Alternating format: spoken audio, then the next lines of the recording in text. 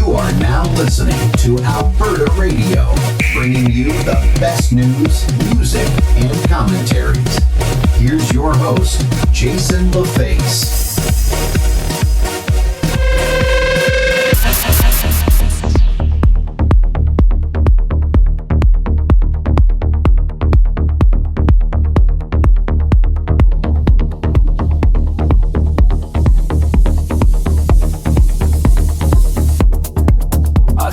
Fingers on the screen.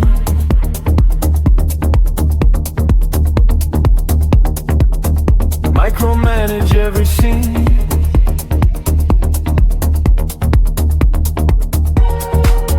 Color code the way you breathe.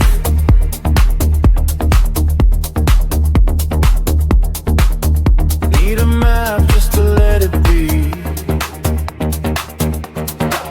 You're a control freak.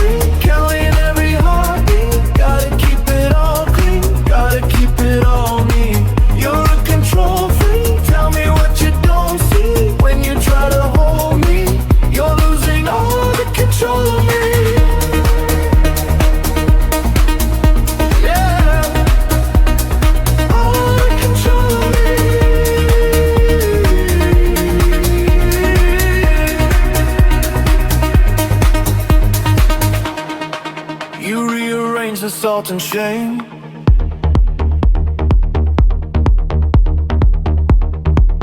Label love like it's a game.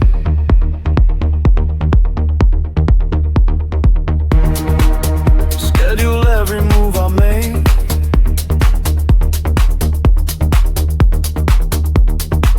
Still afraid of one mistake.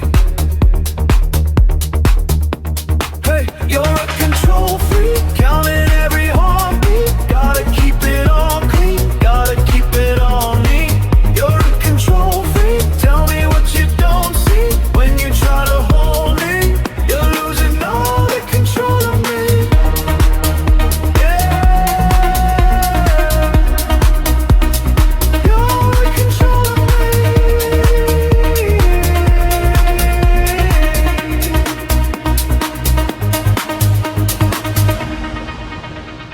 Left, right, you decide your rules, my life. Hands tight, still I slide out of reach, out of line, out of line. You're a control freak, counting every heartbeat. Gotta keep it heartbeat, gotta keep it on me. You're a control freak, tell me what you don't see. When you try to hold me, you're losing all the control of me.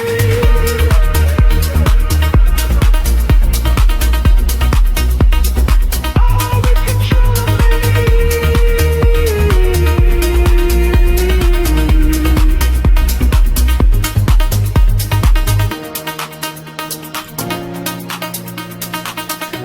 Control freak.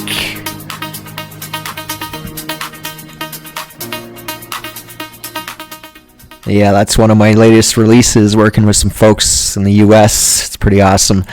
So to start off, I mean, everybody's been keeping an eye on the news feed with the NDP and Federal NDP just losing their mind with this nonsense ideological extremism taking hold of a political party.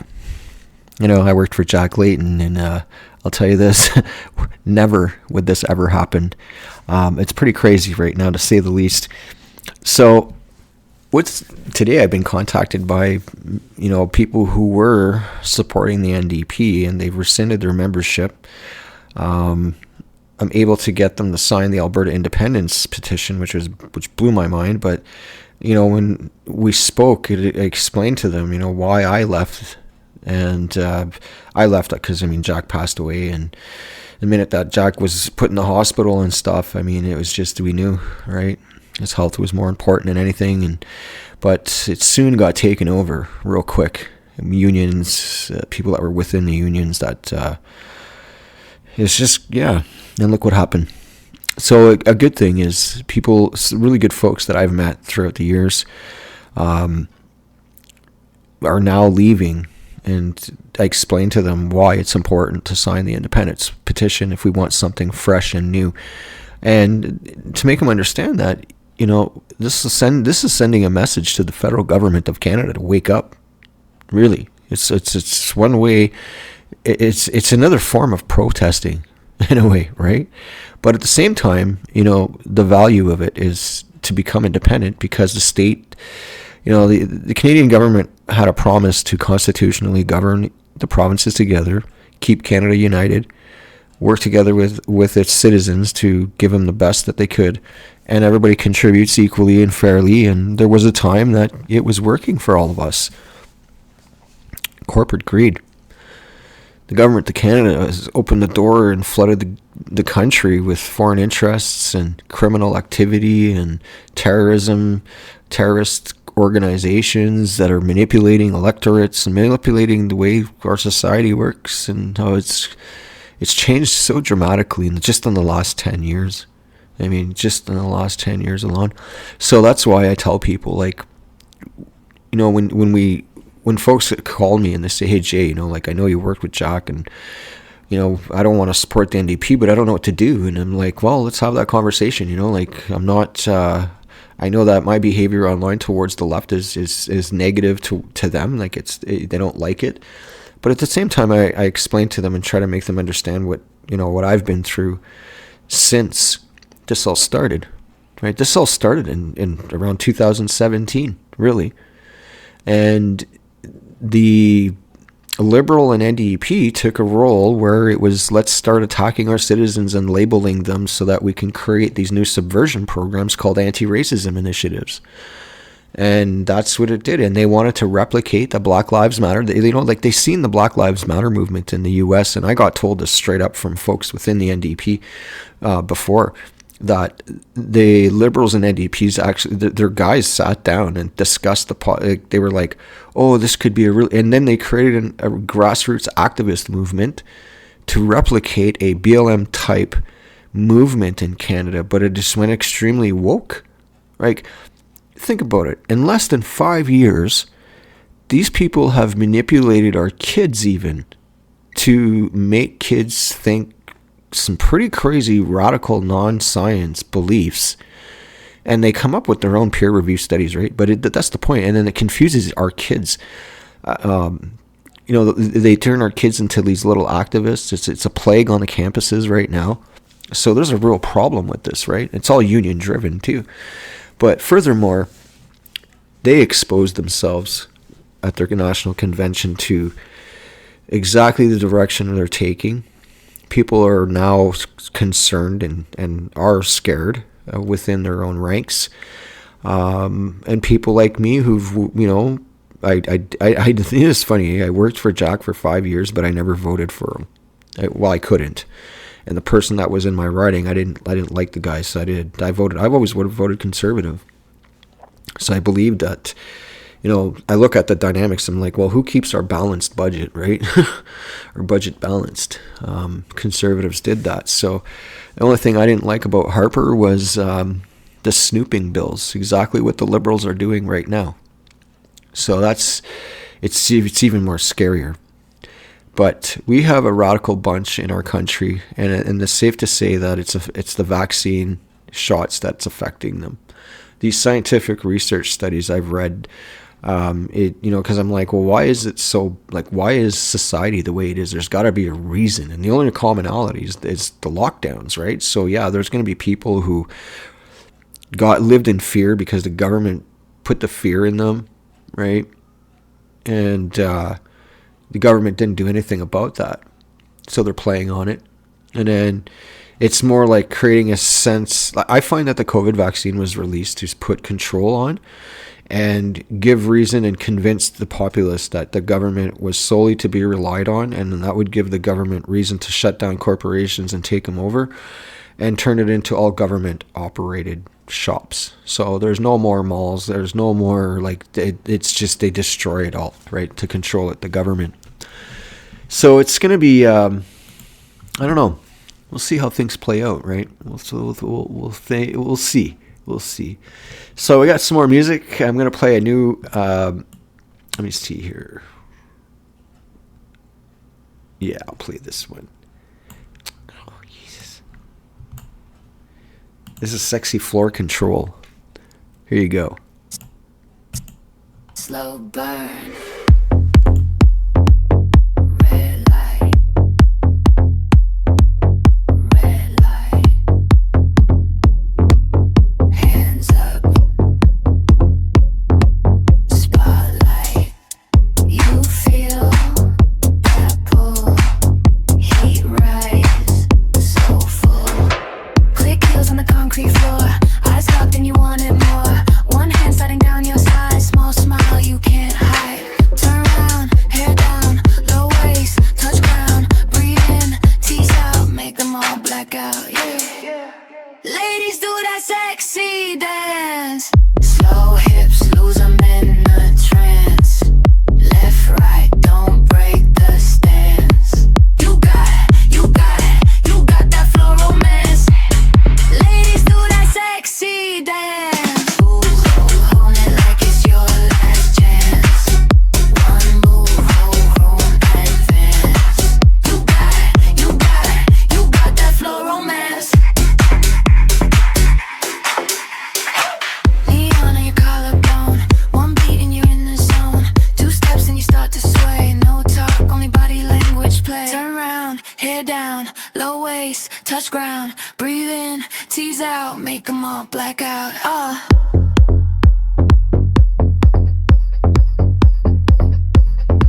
Low voices stack.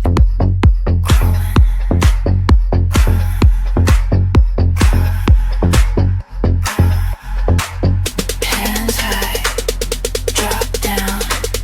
Left, right, don't stop. Right now. Ladies do that sexy dance. Slow hips, lose them in a trance. Left, right, don't break the stance. You break that floor romance. Ladies do that sexy dance. Cruising like it's your last chance. One move, roll and get fans. You got that floor romance.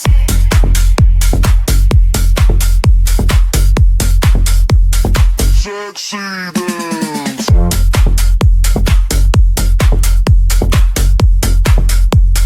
Sexy dance.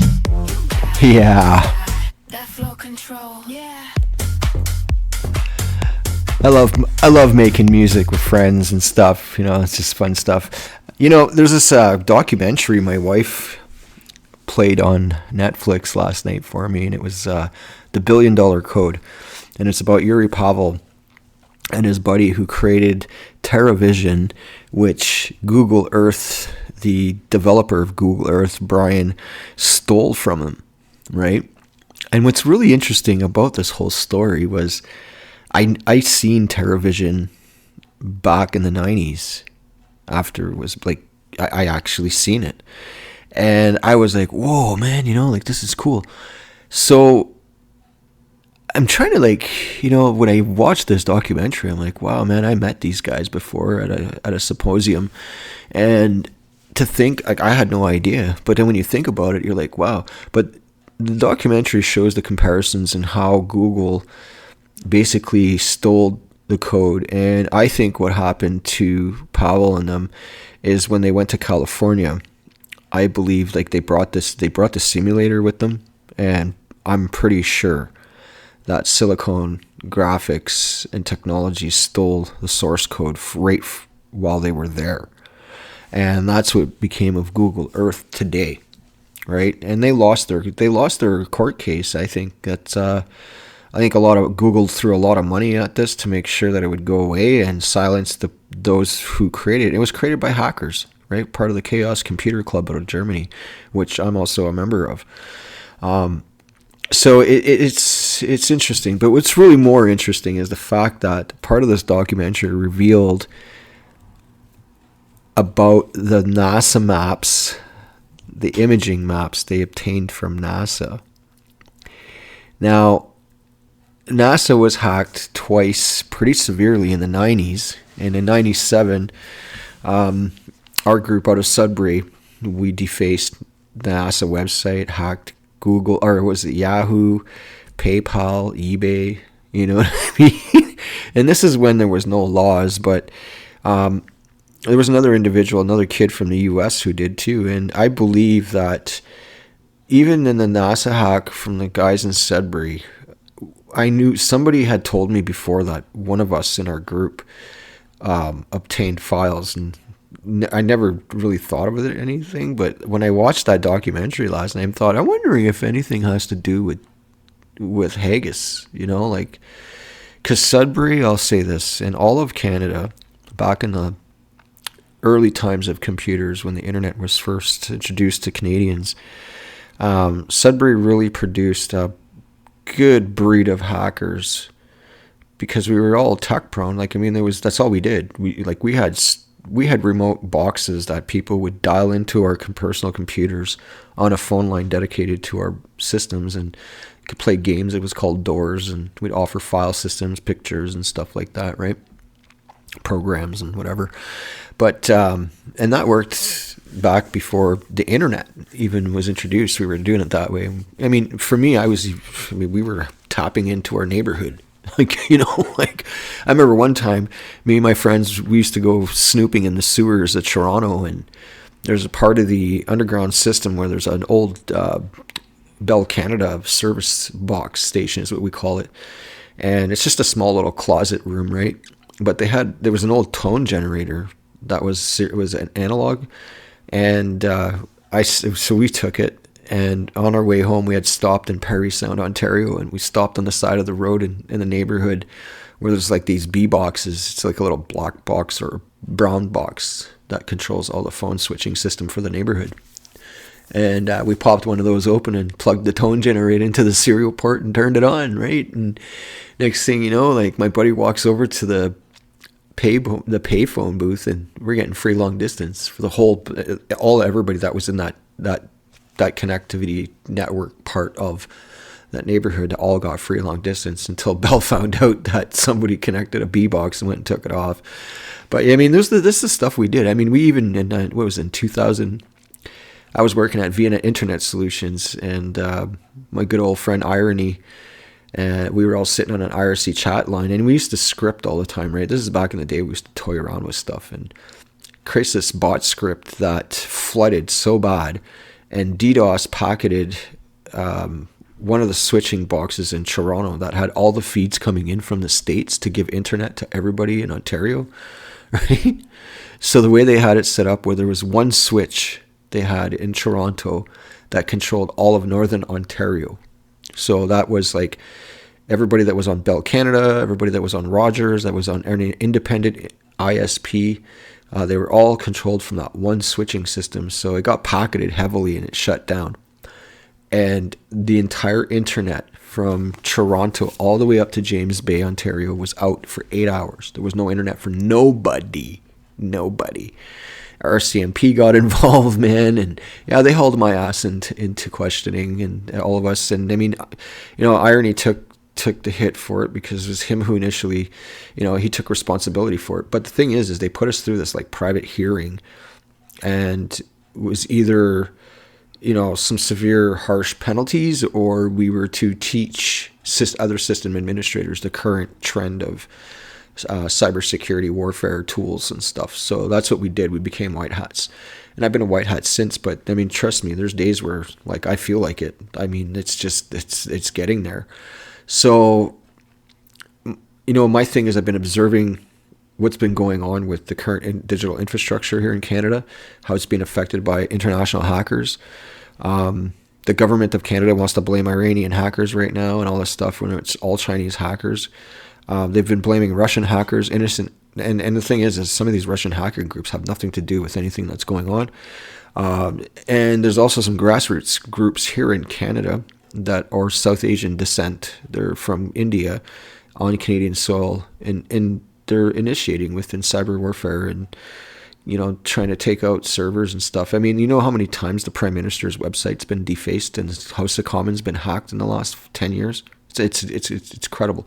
Everybody's verification, when you go verify for your pal when you buy a firearm, that's been hacked. Your health card, everything's been hacked. And you'd think the government of Canada would do something about this, but they don't, right? They don't. So it just gives more reason to say, what should we do move forward? Like, what should we do moving forward as a people?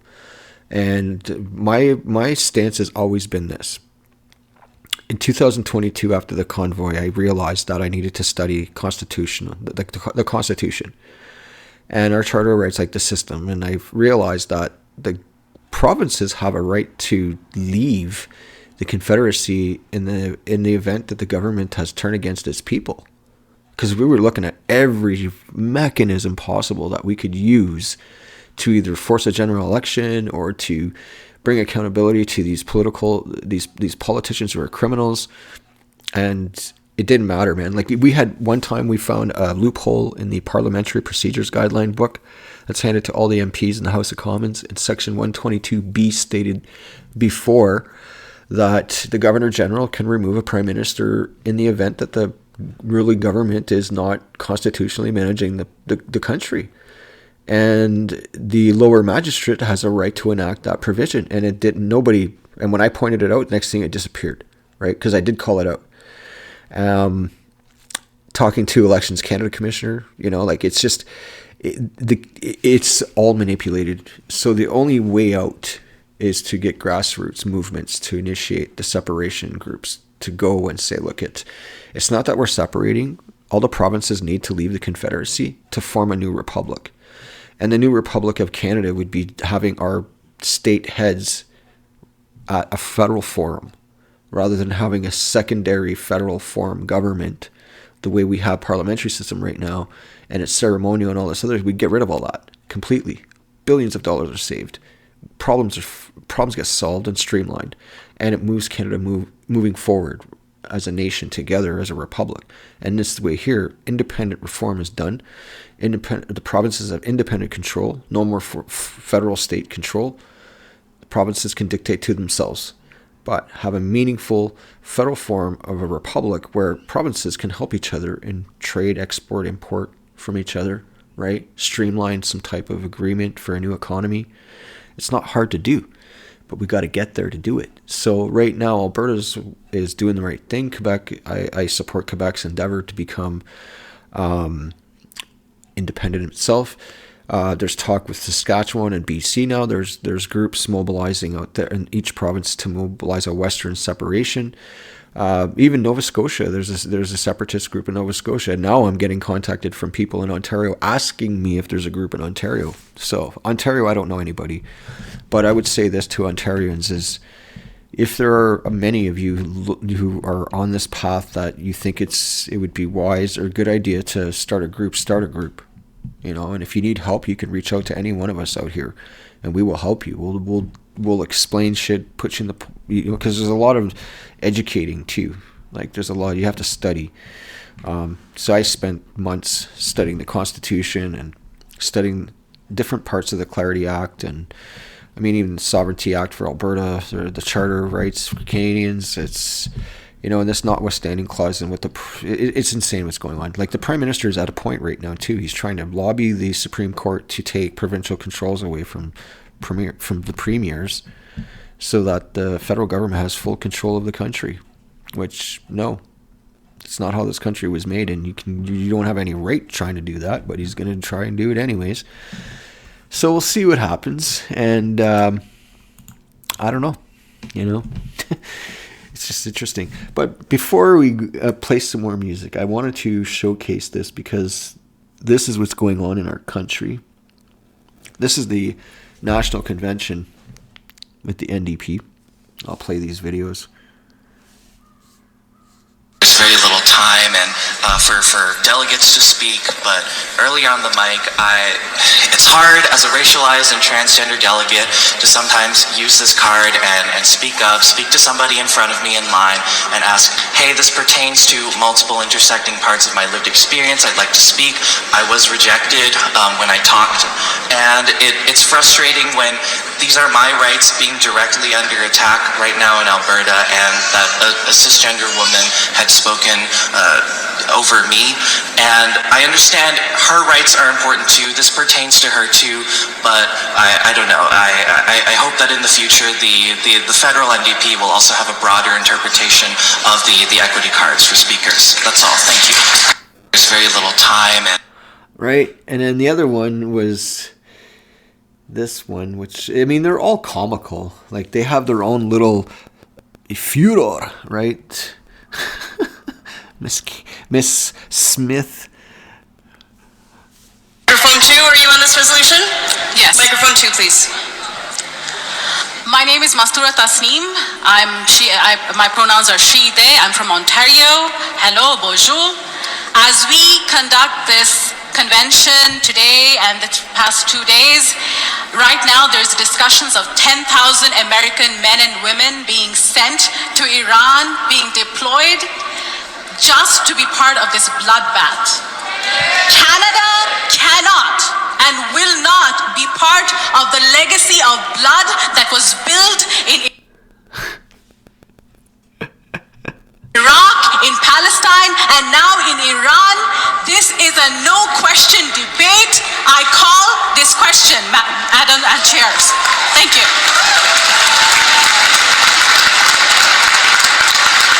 Your point's quite well made, Speaker. I'll again thank delegates not to call me Madam Chair or Madame la Présidente. I'm a non-binary person. My pronouns are they, them, and their. Chair is sufficient.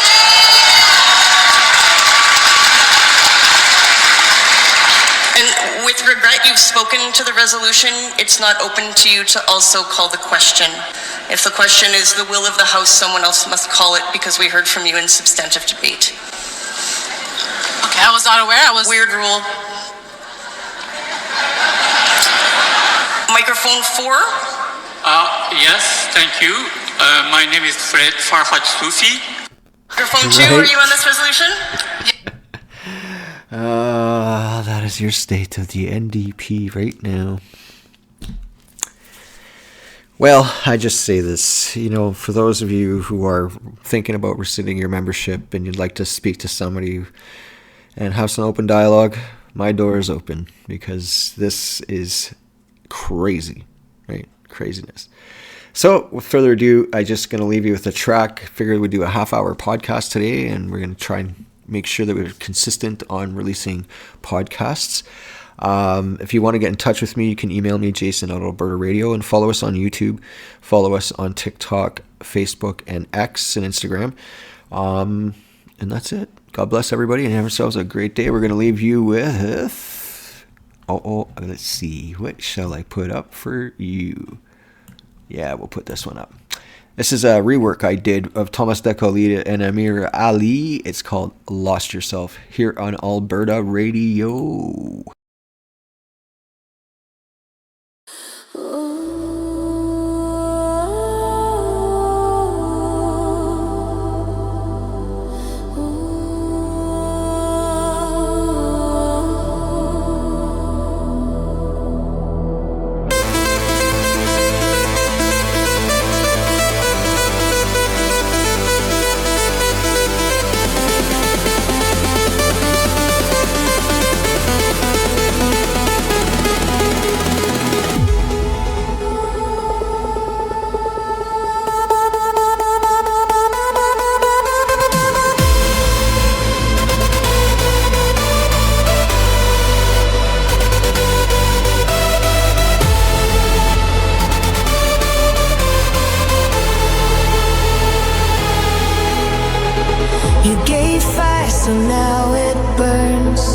You took all the steps and pain, put your eyes back every night, but they didn't get you through.